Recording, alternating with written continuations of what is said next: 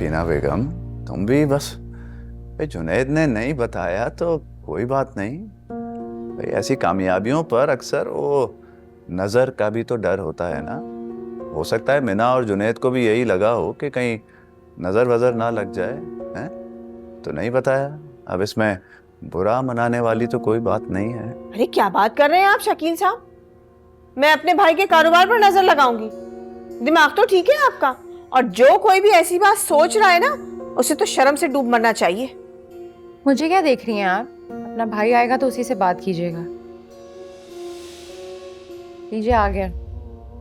अस्सलाम वालेकुम। वालेकुम अस्सलाम। वालेकुम सलाम। लाए मामू, ये मुझे दे दें, आप बैठ जाएं।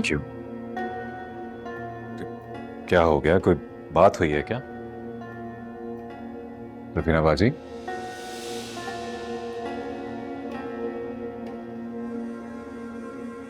शकील भाई,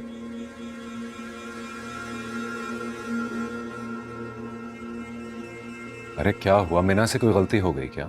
नहीं भाई, मीना क्यों गलती करेगी? और ऊपर से हमारी क्या मजाल कि हम उस पर बुरा भी मान जाएं। वैसे भी तुम्हारी सारी मालो दौलत पर तुम्हारी बीवी का ही हक है।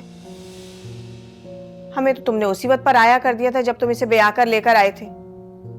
मैं ही भाई की मोहब्बत में सारी ज्यादती भूल गई थी। अहमक जो हूं इतनी। सफीना बाजी, कैसी बातें कर रही हैं आप?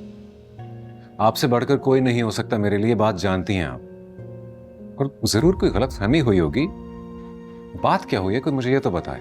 क्या बात हुई? अरे जुनेद, जिस भाई को मैं अपनी औलाद की तरह समझती हूँ, वो इतना बड़ा नया ऑफिस खोलकर बैठ जाए और इस बात की तिला मुझे गैर लोग दे, तो मुझे कैसा लगेगा? मुझे तो लगेगा ना कि मैं शर्म से डूब मरूं। अरे जुनेद, तुमने तो मुझे शकील साहब और निदा के आगे शर्मिंदा करा दिया। ये भी क्या सोचेंगे?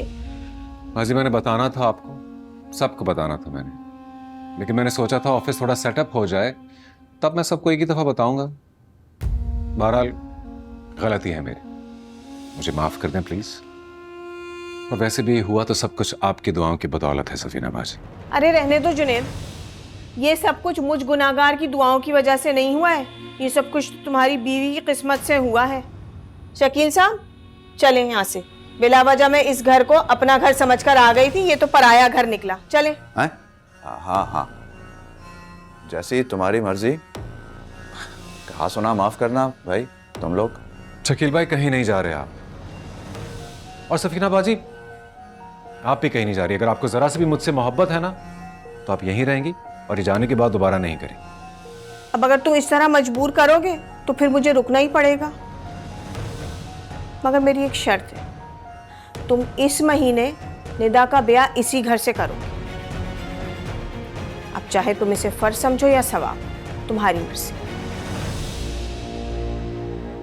कैसी बातें कर रही हैं आप सफीना बाजी? निदा मेरी अपनी बेटी की तरह है। ये तो मेरा फर्ज है और आप जैसा चाहेंगी वैसे ही होगा। अब प्लीज ये नाराजगी छोड़ दें बस।